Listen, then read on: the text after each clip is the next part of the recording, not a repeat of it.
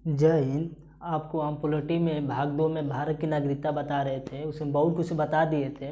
उसमें आगे हम डिटेल से चर्चा करेंगे कि एनआरआई क्या होता है, पीआईओ क्या होता है, ओसीआई क्या होता है। इस पर हम क्या करेंगे, डिटेल से आज चर्चा करेंगे। ठीक है, सबसे पहले देख लेते हैं एनआरआई, नॉन रेसिडेंट इंडियन। ये एक प्रकार का क्या होता है, पासपोर्ट होता है। एनआरआई क्या होता है, एक प्रकार का पासपोर्ट होता है। वे उन व्यक्तियों को दिया जाता है जो 6 महीने से अधिक समय के लिए क्या कर रहे हैं, विदेशों में रह रहे हैं। आप देख ले रहे हैं कि बहुत से ऐसे भारत के ऐसे बहुत से लोग हैं जो विदेशों में जाकर क्या कर रहे हैं, काम कर रहे हैं, वर्क कर रहे हैं। तो वो उन व्यक्तियों को क्या होता है, एनआरआई एक प्रकार का पासपोर्ट दिया जाता है। क्या एनआरआई, उनको एनआरआई कहा जाता है। जैसे आप देख रहे हैं कि यूपी हो गया, बिहार हो गया, केरला उला के जो महाराष्ट्र उठा के जो लोग हैं, बहुत से वो लोग क्या कर रहे हैं, जाकर विदेशों में रहते हैं। तो वो उनको क्या होता है, एनआरआई कहा जाता है। उनकी पहचान क्या होती है, पासपोर्ट होती है, उनको क्या कहा जाता है, एनआरआई कहा जाता है। जैसे अगर कहें कि अगर हम 2 महीने के लिए कहीं घूमने जा रहे हैं तो हम एनआरआई नहीं कहे जाएंगे। या कोई मान लेते हैं 2 दिन के लिए या 4 दिन के लिए विदेशों में जा रहा है घूमने, तो हम एनआरआई नहीं कहे जाते। एनआरआई उन व्यक्तियों को कहा जाता है जो 6 महीने से अधिक समय के लिए क्या कर रहे हैं, विदेशों में रह रहे हैं। वे जो विदेश में जो व्यक्ति रहते हैं, वो जो पैसा भेजते हैं, उनके पैसे पर क्या होता है, टैक्स नहीं लगता है। क्या उनके पैसे पर टैक्स नहीं लगता है, वो वोट दे सकते हैं और इलेक्शन भी लड़ सकते हैं। उनके पैसे पर टैक्स नहीं लगता है। यहाँ पर सोचने की बात यह है कि उनके पैसे जो भेजते हैं वहाँ से, उनके पैसे पर टैक्स क्यों नहीं लगता है। तो हम भारत में कह सकते हैं कि 3 लोगों को सच्चे देशभक्त मानते हैं। पहले वे जो हमारे भारतीय सेना की आज देन है कि हमारी भारत की भूमि को बचा कर रखे हुए हैं। दूसरा वे है कि हमारे भारतीय किसान जो हमारी कह सकते हैं कि अर्थव्यवस्था को बचा कर रखे हैं। और तीसरा क्या है, हम एनआरआई लोगों को मानते हैं। क्यों हम एनआरआई लोगों को मानते हैं कि जब 1998 में अटल बिहारी वाजपेयी ने क्या किया था, जब परमाणु परीक्षण करने जा रहे थे, तो अमेरिका ने क्या किया था, हमारे ऊपर आर्थिक प्रतिबंध लगा दिया था। तो आर्थिक जब प्रतिबंध लगा दिया था तब बहुत से विदेशों से हमारा क्या हुआ था, आयात निर्यात बंद हो गया था। हमारी इनकम, हमारी अर्थव्यवस्था पूरी डूब गई थी। यही एनआरआई वालों ने क्या किया था, हमारी अर्थव्यवस्था को बचा कर रखा था। 55 लाख जैसे जो भारतीय हैं जो विदेशों में जाकर क्या कर रहे हैं, अब काम कर रहे हैं और भारत की अर्थव्यवस्था को बचा कर रख रहे हैं। इनका बहुत बड़ा रोल होता है भारत की अर्थव्यवस्था को बचा कर रखने में। तो एनआरआई उन व्यक्तियों को कहा जाता है। ठीक, एक होता है PIO, person of Indian origin. क्या होता है, पर्सन ऑफ इंडियन ओरिजिन। ये उन व्यक्तियों को कहा जाता है, जैसे अगर हम मान लेते हैं कि विदेश में गए, विदेश में जाकर बस गए, वहाँ पर अगर हमारे किसी बच्चे का जन्म होता है और वो हमारा बच्चा वहाँ की मान लेते हैं कि नागरिकता ले लेता है, तो सिंपल सी बात है कि जब वहाँ की नागरिकता लेगा तो सिंपल सी बात है कि भारत की नागरिकता उसको समाप्त कर दी जाएगी। क्योंकि हम आर्टिकल 9 में ये बताए थे कि अगर आप विदेश की नागरिकता लेते हैं तो भारत की नागरिकता आपकी समाप्त कर दी जाएगी। तो जब वो बच्चा वहाँ की विदेश की नागरिकता लेगा तो यहाँ भारत की नागरिकता समाप्त कर दी जाएगी। तो वो विदेश कैसे गया, उसके पास कहाँ से पैसा आ गया, उसके पास ज़्यादा इनकम है तब तो विदेश जाकर बसा है। अगर हमारे पास पैसा नहीं रहेगा तो हम विदेश में जाकर कैसे बसेंगे।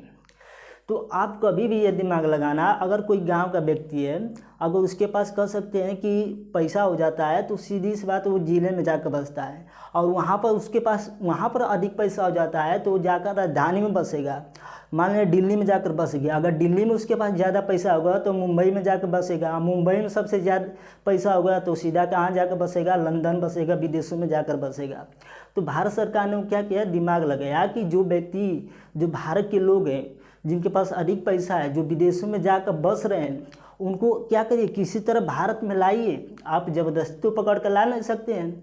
तो भारत ने क्या किया, उनके लिए क्या पीआईओ एक पासपोर्ट लाया। इसको कह सकते हैं 2015 में समाप्त कर दिया गया। 2015 में समाप्त करता ओसीआई लाया गया, ओवरसीज सिटीजन ऑफ इंडिया।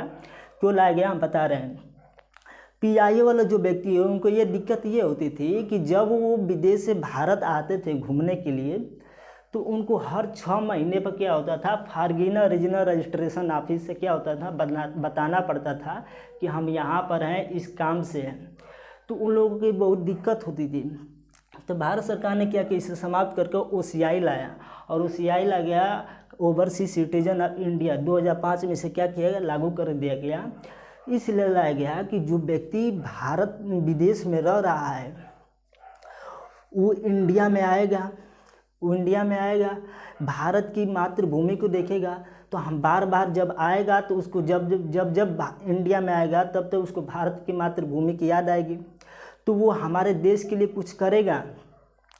और दूसरी बात ये है कि जैसे आप मान लेते हैं ताजमहल देखने जाते हैं, क्या ताजमहल देखने जाते हैं, तो जैसे आप भारत के हैं तो आपसे एंट्री फीस बहुत कम लिया जाएगा, लेकिन वहीं अगर कोई विदेश का व्यक्ति आ जाएगा तो उसे 4 गुना 5 गुना एंट्री फीस लेते हैं। तो दूसरा फ़ायदा ये होता था भारत सरकार को। तो इसलिए भारत सरकार ने PIO को समाप्त करके OCI लाया और कहा कि OCI वाले व्यक्ति को जो भारत आएगा उसको उसकी वीज़ा नहीं चेक किया जाएगा, वो वोट नहीं डाल सकता है, और वो FRRO उन्होंने फारगिना रीजनल रजिस्ट्रेशन ऑफिस से उसको बताना भी नहीं पड़ेगा कि हम यहाँ पर हैं, इस काम से हैं, और वो इलेक्शन भी नहीं लड़ सकता है। PIO वाला भी क्या करते, वोट नहीं डाल सकते हैं, इलेक्शन नहीं लड़ सकते, लेकिन NRI वाले क्या होते हैं, वो वोट डाल सकते हैं और इलेक्शन भी लड़ सकते हैं। उनके पैसे पर क्या होता है, टैक्स नहीं लगता है।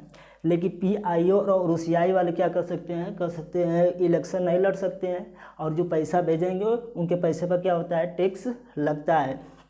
ठीक, 1999 में आया था एक फेमा एक्ट, क्या FEMA act, the foreigner exchange management act 1999 में आया था। ये कह सकते हैं कि जो व्यक्ति विदेशों में क्या जाकर बस रहे हैं, तो विदेशों में जब बसे हैं वहाँ पर जाकर कमा रहे हैं और इंडिया में जो पैसा भेज रहे हैं, तो उनके लिए क्या होता है कि अकाउंट खोलाया जाता है। उनका क्या होता है, एक अलग अकाउंट होता है।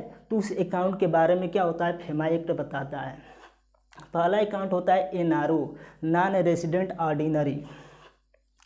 इस अकाउंट में कह सकते हैं कि इंडिया और विदेश दोनों का पैसा डाल सकते हैं। क्या होता है, इंडिया के NRO अकाउंट में कर सकते हैं, इंडिया का भी पैसा डाल सकते हैं और विदेश का पैसा भी डाल सकते हैं। लेकिन इस अकाउंट में क्या होता है, टैक्स लगता है।